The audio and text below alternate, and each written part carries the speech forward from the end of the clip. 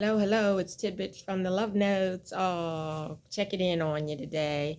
And I'm going to say again, I had my own message ready, and then I looked back at the notes that I had from Pastor Bob Wingfield at our Woodstream Church service in December, and it was so good. I said, well, God will help me incorporate this into what I was trying to say, and then the notes that I got for him. It's not like I'm copying what he said, but I'm copying what God had in the message for me to say simply to you all, because I'm not a minister. I'm just trying to inspire everybody.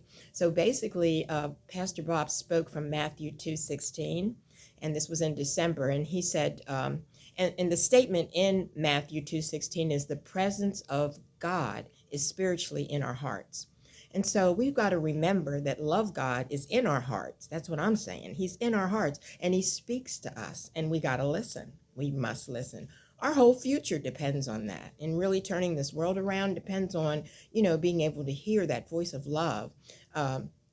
It depends on our belief in the presence of love God, because a lot of people are falling away from believing in anything. And so then he spoke about the speaking to us. That comes from First Corinthians. In the heart comes from Mathew, that he's in our heart. But then he speaks to us, and that comes from First Corinthians 2, 9 to 10, and First Corinthians 14 to 2. So God speaks to us through the Spirit. And basically, but we've got to feel it and embrace it. And a lot of the things that we've been sharing about getting baptized and go to services, help others, read scripture, live a right life. I mean, that's what gets that spirit in us, so we can embrace it, so that God doesn't look at us and say, who are you? I don't know you. You just live in sin. You just don't know me, and I don't know you. So basically, we have to embrace that spirit, because we are spiritual beings, and God will speak to each of us personally in a way that's beneficial to us. I mean, he's not going to speak the same way to you that he speaks to me. He's going to speak in a way that's beneficial to you, to do things for his glory, and you know what he's all about, loving. So that's what he speaks about. Quick story for me.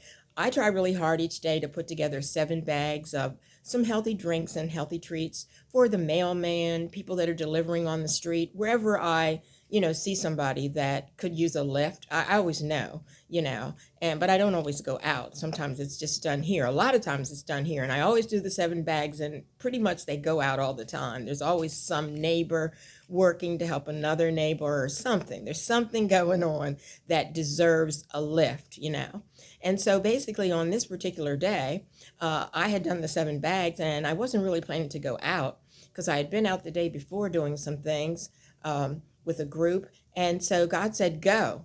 And I said, well, didn't really plan to go. And he said, there's something there for you. Go. And I listened, and I went. And guess what was going on? It was the Red Cross. The Red Cross was there, and they were getting collections of blood from people for health banks, for people that are needy, have needy medical conditions that need this blood. And so it was so cool, because I was able to give the bags to the directors that were there, and they were so happy to get something to show those techs, the nurses and things, the hematologists that are able to get out there and work all day. It was a cold day too, to do that, to give them some treats to show that they were appreciated.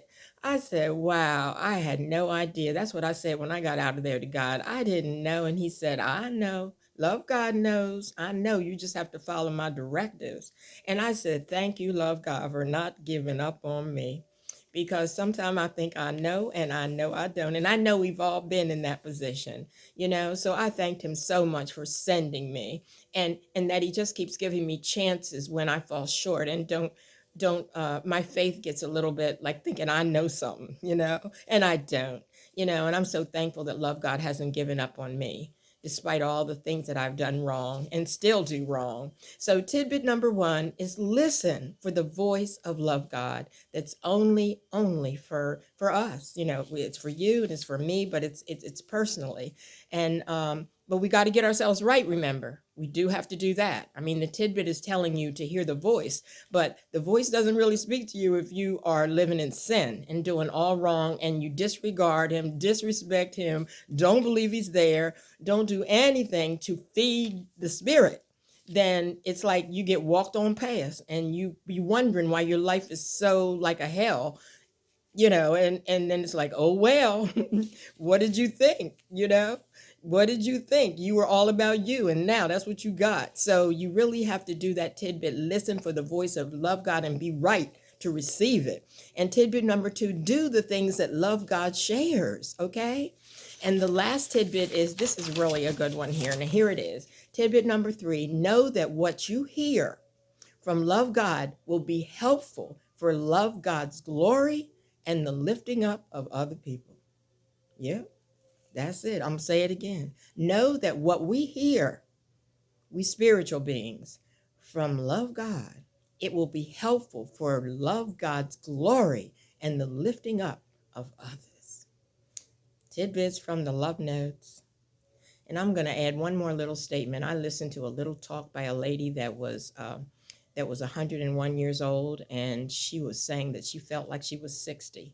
And she said basically she was an Olympic star, and she stated one of the key things in our lives for a long life is having a healthy body, eating healthy food, working out, and doing service.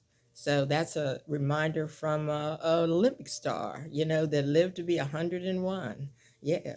So, like, I'll be 120 years. Yeah. So I'm saying I'm listed up. I'm trying to do right.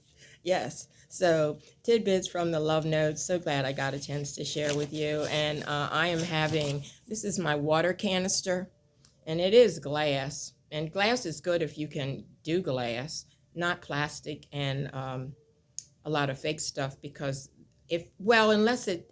unless something is in it that's only going to stay for a little while, then that's one thing. Like, because I do plastic water bottles, but then I don't freeze them or keep using the same one, let it go. So this is a glass bottle. I try to drink this much water every day, in addition to a little coffee, a little vino, 16 ounces of lemon water. Yeah, those are the things I'm thinking about in addition to this, and some tea. Yeah, and I try to do some tea. So when I put all that together, I'm getting a good amount of water. And so I just wanted to share that's what I'm drinking today. I haven't had my coffee yet, but I got to drink some more water. And then once that gets halfway down, I'll do a little coffee. So I'm so glad I got to share with you. I hope you got something out of it. I really do. So take care till we talk again. Showcase change. We got all our friends up there. Michelle Obama. I looked back. Facebook always brings you up with the ones that you did before. And last time I looked, it was purple, and we're doing purple and gold here. So these are the purple flowers. Yeah, but I'm not raining them today. They here though. We got purple everywhere, and we got the gold too. So yeah, so I'm not going to talk anymore. This is tidbits. I'm just so glad to be sharing with you, and I hope you get something from my messages. Love you. Bye bye.